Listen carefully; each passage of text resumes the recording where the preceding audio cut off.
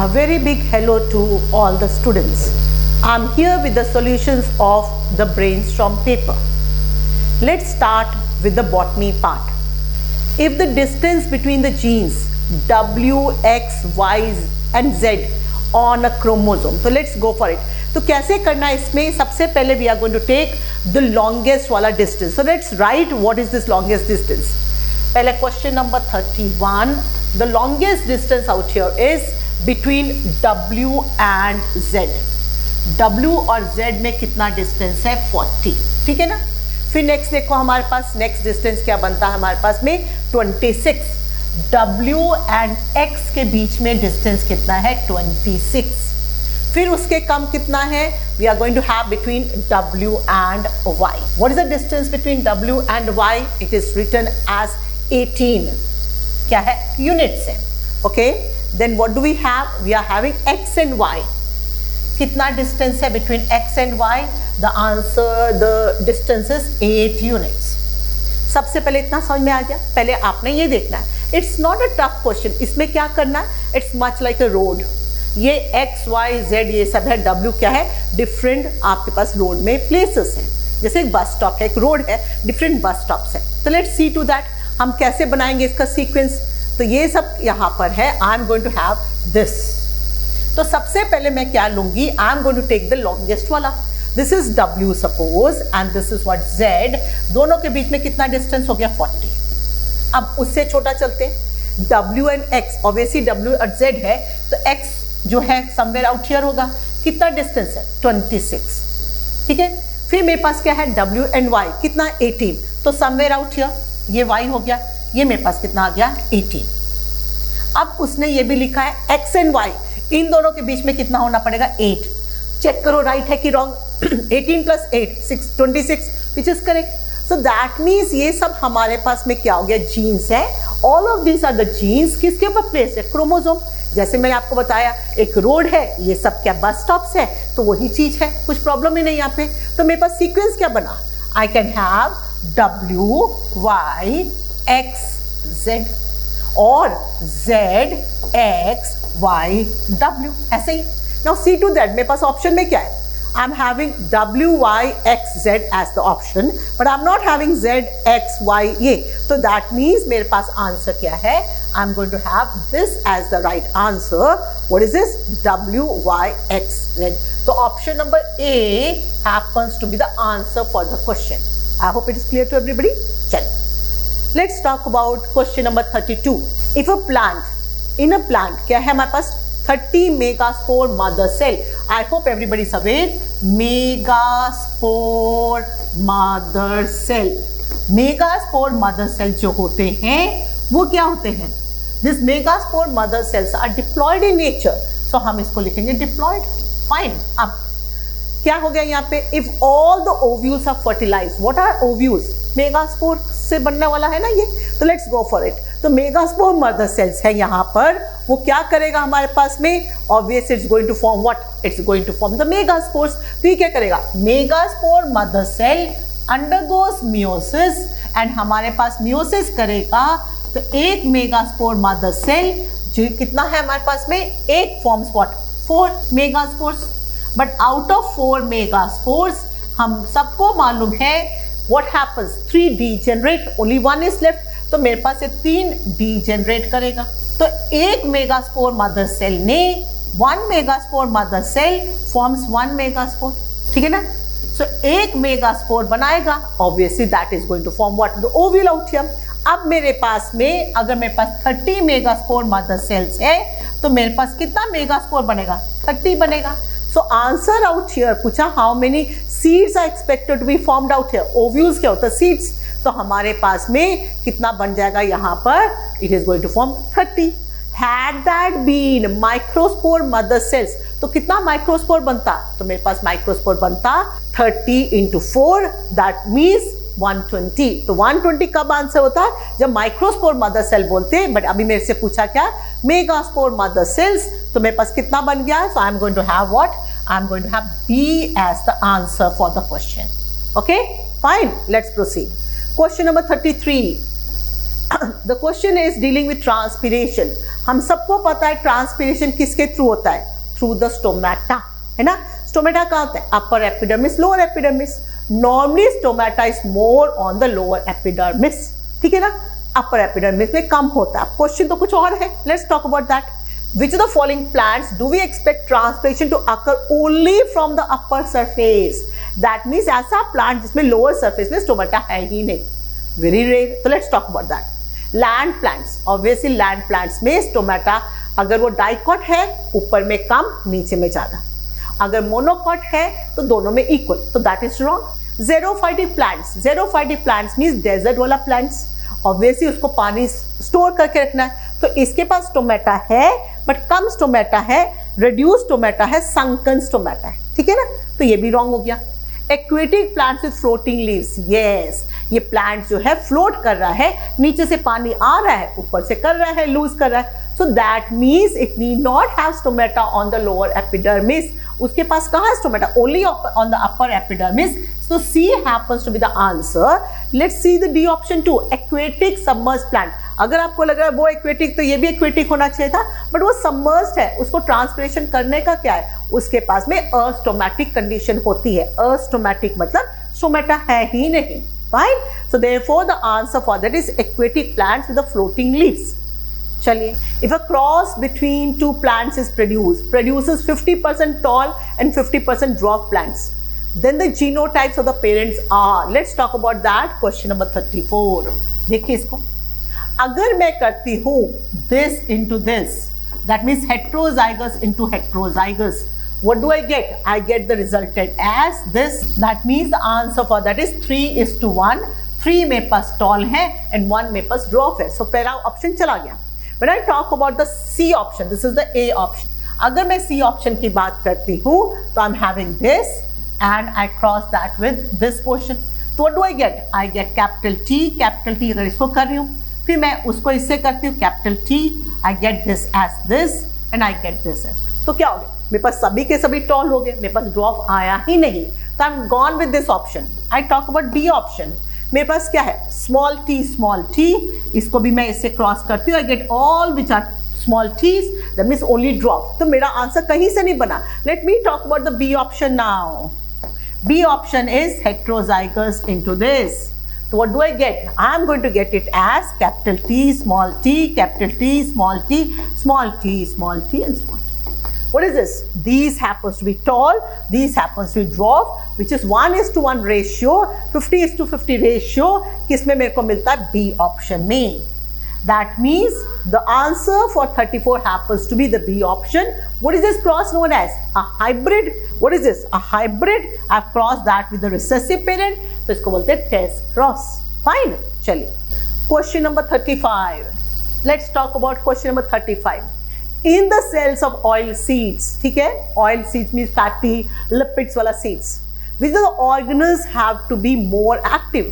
Mitochondria, respiration के काम आता है, उसका कुछ लिपिड से लेना देना नहीं है। Rough endoplasmic reticulum, rough endoplasmic reticulum मतलब वो एंडोप्लाज्मिक रेटिकुलम जिसके ऊपर राइबोसोम है, what does it do?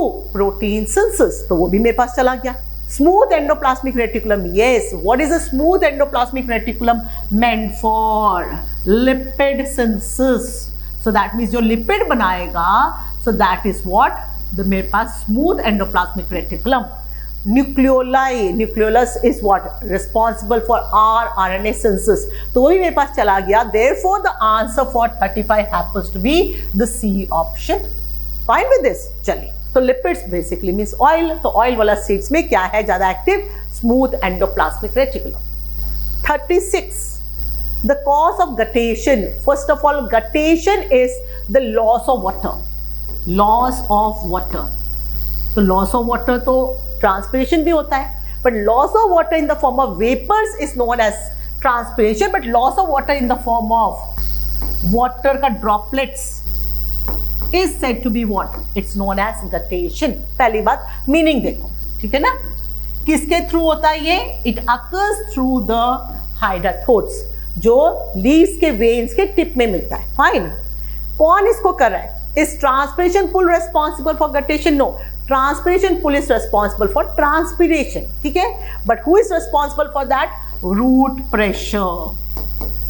Root pressure जो है this is responsible for guttation.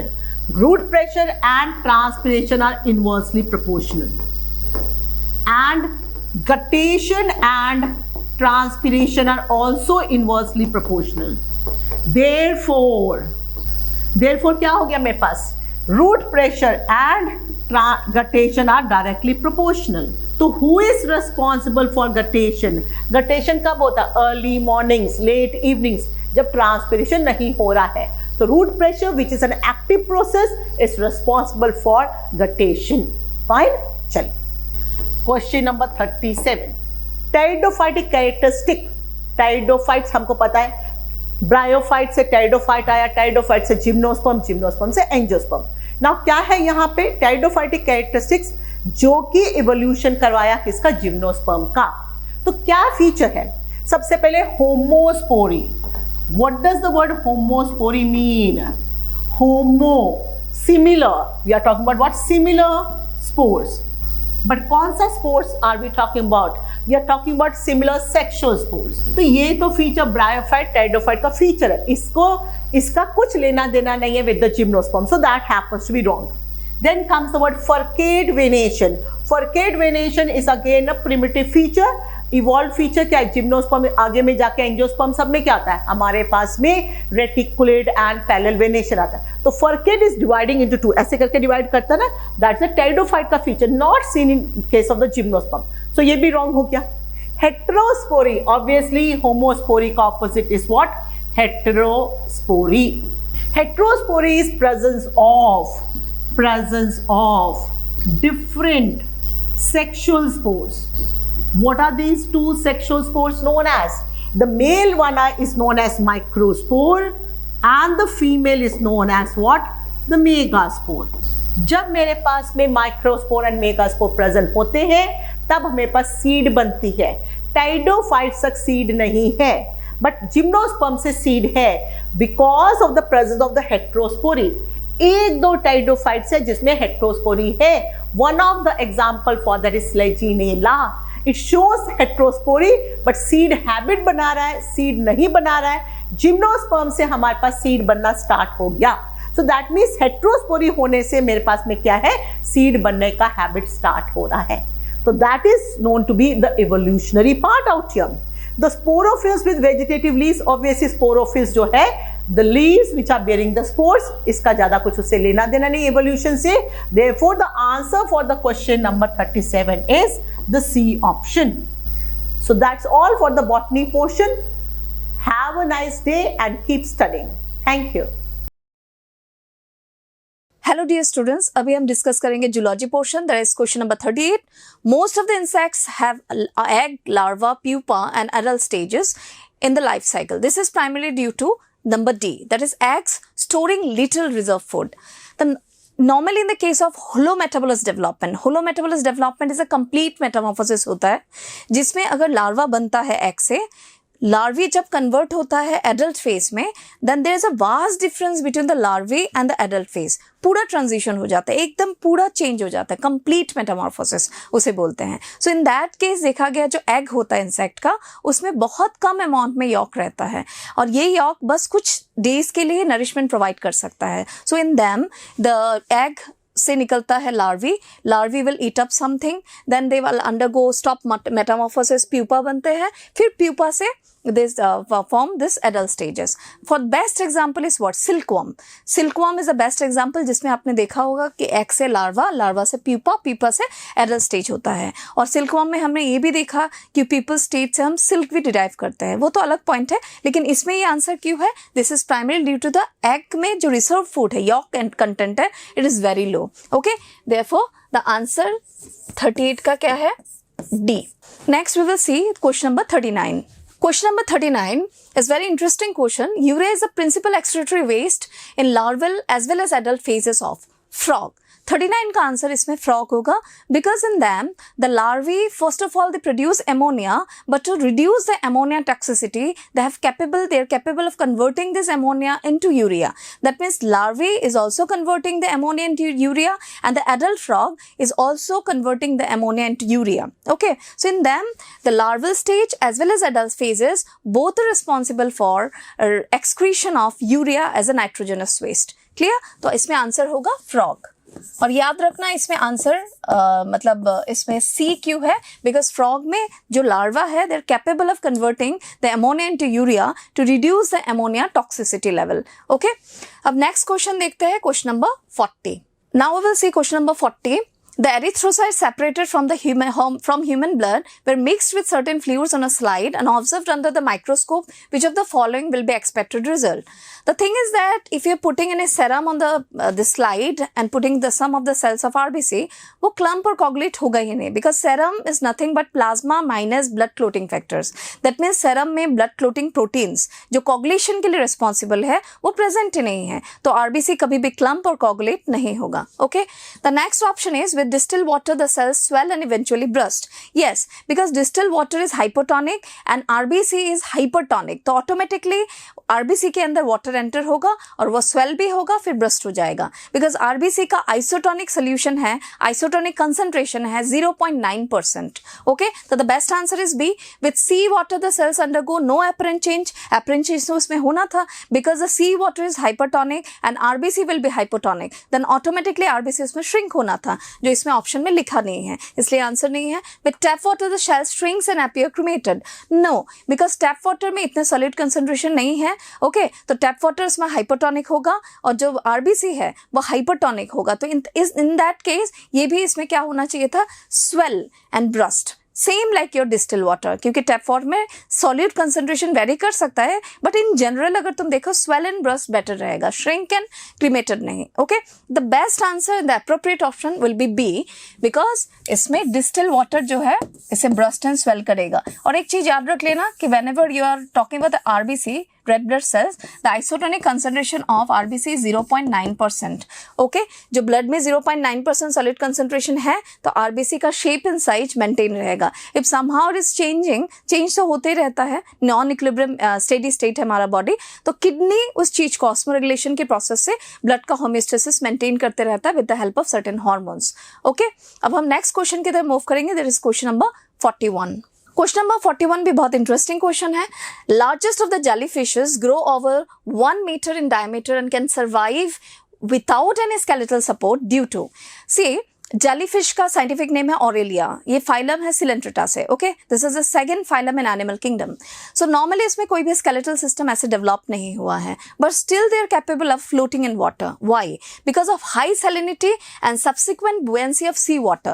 Because sea water में हमें पता है in compare to fresh water the density is high, so in that case they are helping the jellyfish और in any other Coelenterata Physalia to float in water easily because of the density of sea water. Okay, then the answer of 41 will be D. This is because of density, salinity, because it doesn't have any skeletal system, so in that way the buoyancy is provided by the saline water. Okay, the next question is 42. Question number 42 is very simple and as well as interesting. Which of the following sugars tastes most sweet? Fructose, because fructose this index, sweetening index is very high of fructose. अगर fructose आप देखो कहाँ मिलता है, fruits में, so their taste natural होता है उसमें, और जो मीठापन होता है is because of fructose. So the best answer of 42 is fructose. 42B, fructose. Okay, next we will move to question number 43. Question number 43 is very interesting because snakes are my favorite. Okay, as a geologist, I love snakes. Snakes are cold-blooded animals. Flick their bifid tongue. What is bifid tongue? Bifid tongue is like this. This is bifid tongue. Okay.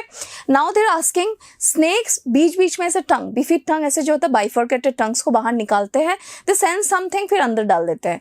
Again निकालते फिर डाल देते हैं. Why? So the best answer is the sense they actually take this sample air for chemoreception.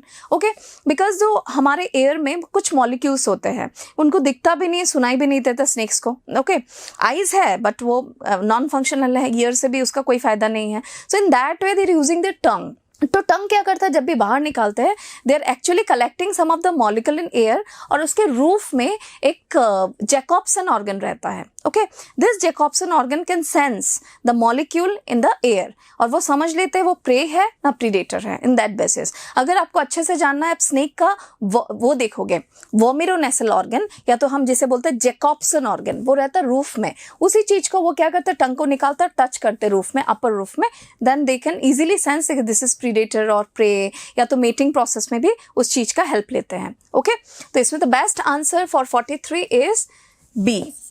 43 answer is B, and bifid tongue के diagram है ये. हाँ, next अभी देखेंगे question number 44. Question number 44 is related to biotech, you can say, or microbes in human welfare, but this is a general question, just like a GK.